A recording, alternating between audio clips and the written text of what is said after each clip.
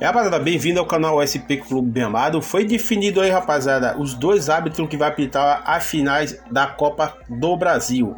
O Daronco vai apitar o primeiro jogo no Maracanã, né? E o segundo jogo aqui no Morumbi é o Braulio Silva, se eu não me engano, é isso aí. É os dois árbitros que vai apitar as finais da Copa do Brasil. Gostaria de saber de vocês, São Paulino, flamenguista, vocês gostaram? Então, tá de acordo com esses dois árbitros apitando as finais da Copa do Brasil? Deixa os comentários, não esqueça aí de seguir e compartilhar para a gente trazer mais notícia. A escolha então do Braulio e do Daronco para os dois arbitrarem então a decisão da Copa, Edu. Tudo bem, Bruno, como é que você tá? Grande abraço, abraço no mar, um beijo na Mari, ao fã de esportes. Olha só, o São Paulo também é exemplo do Flamengo, e isso é, claro, é até de praxe. Não se manifestou e não vai se manifestar, não vai criar um atrito antes da decisão em relação à arbitragem. Daronco, acho que nenhuma contestação.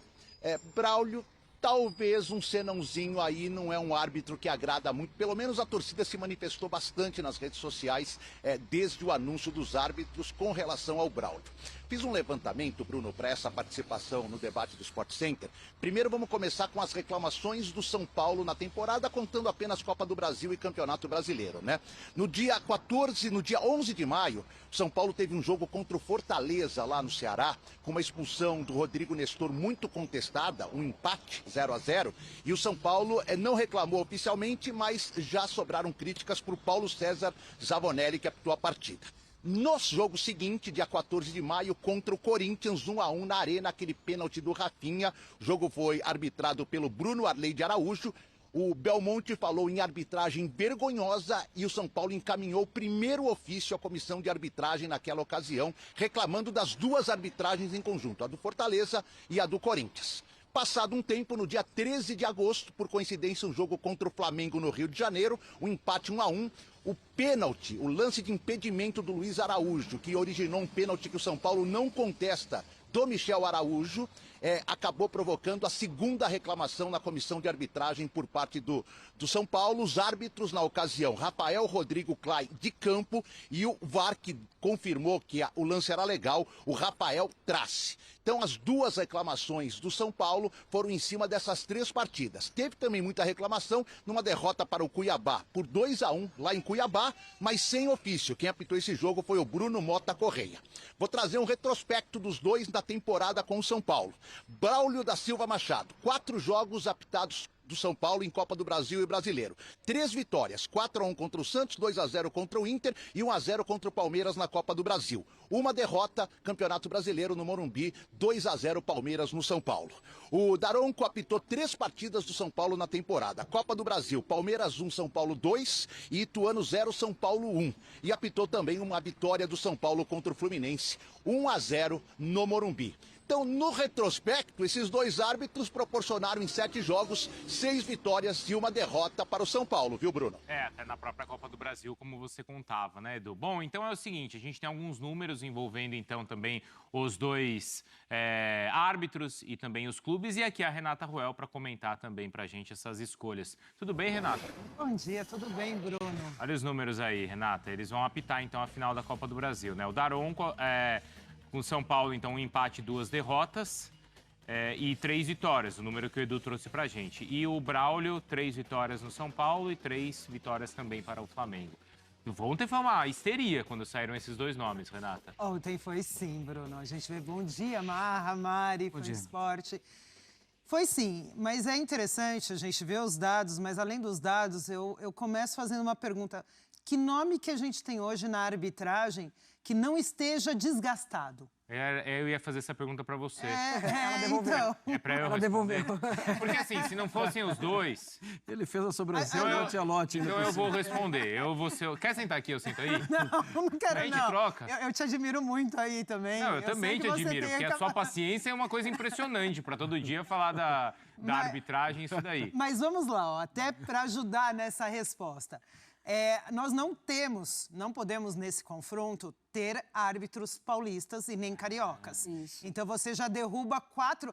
É assim, que a comissão vai escalar um árbitro FIFA, eu acho até lógico, Porque você tem que escalar os seus melhores árbitros numa decisão. Sim. Então você tira 4 árbitros desse quadro FIFA hoje, que é Rafael Klaus, Era um nome que Flávio eu indicaria. Souza, porque são paulistas e o São Paulo tá lá. Tá. E do Rio de Janeiro você tem o Bruno Arleu e o Wagner Margalhães. Você tem, fora isso, Daronco, o Braulio, O Wilton. o Wilton, o irmão do Wilton, o Sávio, que o Wilton tá até na Europa agora fazendo um curso que ele foi convidado pela UEFA. Você tem o Wilton Sávio, você tem Paulo César Zanovelli, de Minas Gerais, e você tem Ramon Abate. Então, assim, é muito difícil hoje você falar qual nome de arbitragem, qual árbitro não está desgastado hoje para apitar um grande jogo, uma grande final. Não é isso, Não, Marcos? porque- Agradar um grande porque clube. Se enfim. ontem eles tivessem falado o Wilton, o Zanovelli, eu ia ter gritaria do mesmo jeito. ia. Não ia ter? Porque hoje você não tem uma arbitragem, um árbitro, na minha visão, assim, que possa apitar esse jogo, que não esteja com a imagem desgastada. Eu vou ser muito mais sincera. Para mim, o trabalho da comissão de arbitragem não é um trabalho bom, não é um trabalho que eu aprovo, é um trabalho ruim. E esses árbitros estão expostos toda semana são sempre os mesmos árbitros fazendo os jogos. E aí você tem um desgaste ainda maior em cima desses árbitros. Então, assim, é reflexo de uma comissão, é reflexo de um trabalho por trás de uma comissão que, para mim, não é um trabalho bom. Automaticamente, isso vai refletir. Você, de repente, pode falar de um Ramon Abate, que também teria críticas, mas é um árbitro que está no primeiro ano de FIFA. Mas mesmo nesse primeiro ano, a FIFA chamou para o Mundial Sub-20, sendo o primeiro ano de FIFA, foi agora para a Arábia apitar um jogo. É um árbitro que até de forma internacional para a FIFA está se sobressaindo. Sim. E acho que é um nome que ainda não está tão desgastado assim. Mas eu acho que tem as duas coisas, né? A gente não confia muito e a gente aponta os erros, os problemas na arbitragem, de uma maneira geral, e não um nome ou outro. E também os clubes que eles Já também não iniciaram. colaboram e já fazem barulho, né, Pressão, Marra? já é a Já pressão. jogam pra torcida, né? É isso. A pressão já começou, né? Sim. E como já estão esses nomes, já está definido tudo, eu tenho uma pergunta assim, até muito mais técnica, porque e a gente faz jogos juntos da Premier League, a gente sabe, alguns árbitros deixam rolar um pouco mais, alguns árbitros são daqueles de marcar mais tudo e acompanhar mais de perto. Eu vou para a característica técnica dos dois. Porque há algum tempo, vocês vão se lembrar, né? O Voaden tinha a fama, o Voaden é o que deixa... É uma arbitragem mais inglesa, assim. Hoje em dia eu nem acho que é, tá? Marcelo de Lima Henrique, inclusive 2 nomes que já não são mais, né? Mas que são 2 nomes... eu queria te perguntar em relação à característica dos dois, do Braulio e do Daronco. Elas são muito diferentes? O que a gente espera de um jogo que o Daronco apita e o que a gente espera de um jogo do Braulio? O Daronco, a gente até vê recentemente, assim, ele estava apitando demais. A gente via ele apitando... Você diz muitos jogos? E não, no jogo muita falta. Parando muito? Parando demais. A gente viu isso em alguns jogos do Daronco, aquela característica que ele não tinha de parar mais o jogo, de marcar mais faltas, de controlar mais ali, marcando qualquer tipo de contato físico. Eu até achei que ele melhorou e diminuiu isso um pouco. A gente chegava ali a assustar com falta do Daronco num jogo, mais de 40 faltas no jogo, que era acima da média. É um jogo muito picotado. Muito. É um jogo Que vai muito levando o nível de parado. estresse dos jogadores também. E isso causa estresse, mas para a arbitragem também é uma técnica de arbitragem, como o Marra está falando. É um estilo de você controlar mais o jogo, parar aqui, parar lá. Não é um estilo que a gente gosta. Não. Você não precisa dar pique, você não tem que sair correndo. Não. Para o jogo o tempo inteiro. O que você achou das escolhas, Mari?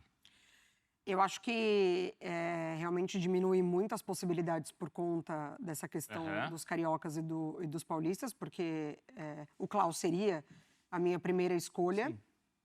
Eu acho que corre o risco da gente ter, justamente porque como a gente trabalha com critérios, e aí cada um tem o seu critério, o desempenho e como os times se comportam no jogo de ida e no jogo de volta, isso também pode interferir. Então, o árbitro que fica para a volta, ele já fica meio que ciente ali de como as coisas aconteceram, igual como quando a gente teve aqui final de Paulista, que de um lado marcou uma coisa e do outro Klaus não marcou, né? Teve toda aquela confusão envolvendo Palmeiras e São Paulo. Isso pesa, né, para o árbitro da volta ter essa responsabilidade de entender como as coisas funcionaram, como os times se comportaram e os jogadores se comportaram no jogo de ida.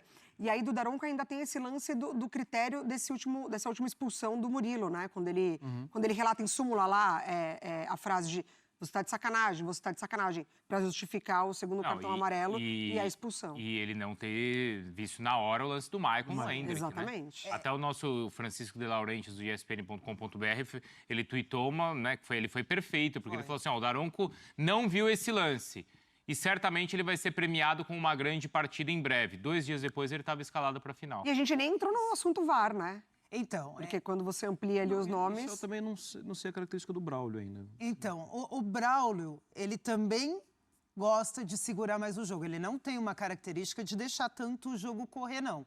E dentro disso, até que a Mari fala, eu pelo menos tenho essa visão, que muitas vezes é mais fácil você apitar o primeiro jogo, porque os jogadores costumam segurar mais, porque eles não querem ficar fora da finalíssima. Exatamente. Então, controla os próprios jogadores, né? Controlam melhor os ânimos, as reclamações, as chegadas. Fica mais fácil, na minha visão, você apitar um primeiro jogo, muitas vezes, que o segundo. Porque o segundo é a final.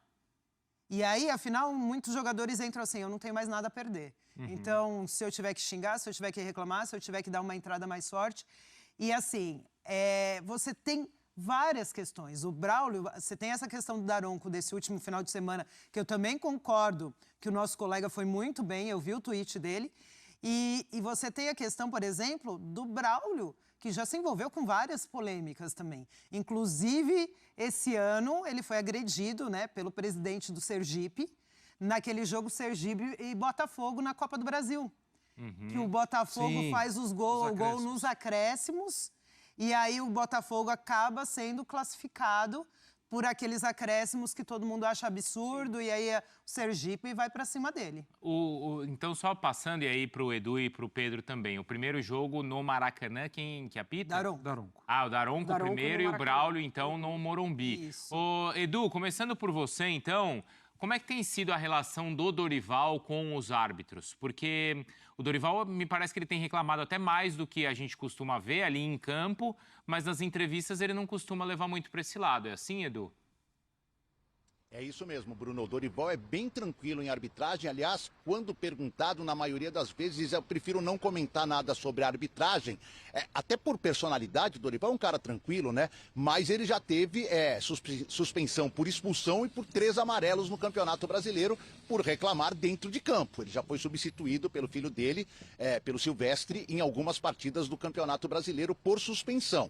Então, assim, é um comportamento um pouco mais agressivo ali, com os erros que ele considera da arbitragem durante os 90 minutos, mas um tom mais ameno nas coletivas para não prolongar esse assunto e para não dar chance aí de uma punição maior devido a declarações que podem ser recebidas aí pela comissão de arbitragem como ofensivas, agressivas e que podem causar essa punição. É um comportamento que eu diria mediano, não chega a ser explosivo, mediano, talvez um pouquinho acima do tom que a gente imagina do Dorival, que, como eu volto a dizer, é um cara muito tranquilo no dia a dia.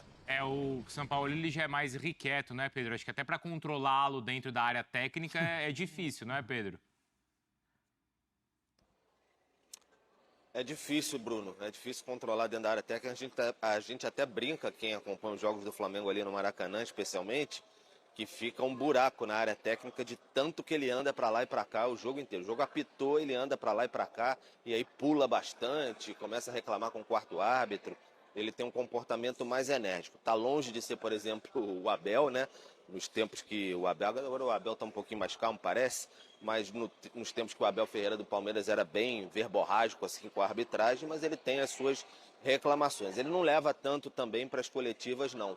Mas, às vezes, quando o jogo fica mais tenso, ele reclama, e aí a gente volta ali para a Libertadores, lá com o Vilmar Roldan no Olímpia e Flamengo, na verdade, lá em Assunção, que foi o jogo que realmente estava muito quente, aí ele reclamou bastante, levou um amarelo no primeiro tempo, e na volta do intervalo ali, ele berrou bastante com o quarto árbitro, o Vilmar Roldan ficou olhando de longe, conversou com o quarto árbitro e aí depois num lance comum, que aí o São Paulo não fez nada, acabou levando o segundo amarelo e sendo expulso. Então ele tenta, às vezes, se controlar o melhor possível, mas é a lá Sampaoli, né? É o jeito dele ali, bem explosivo à beira do campo também.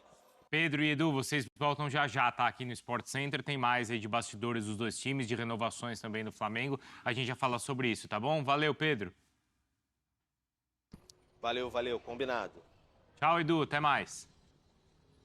Até mais, Bruno. Boa sequência. Agora, essa discussão, né, Renata, ela acontece, a gente tá o quê? Há 15 dias, né, da primeira partida, não é isso? Não é muito cedo para já estar esse clima assim, Renata? Na verdade, eu acho que já vinha quente da atuação do Daronco no final de semana, né? E aí nem esfriou a atuação do Daronco, que repercutiu internacionalmente.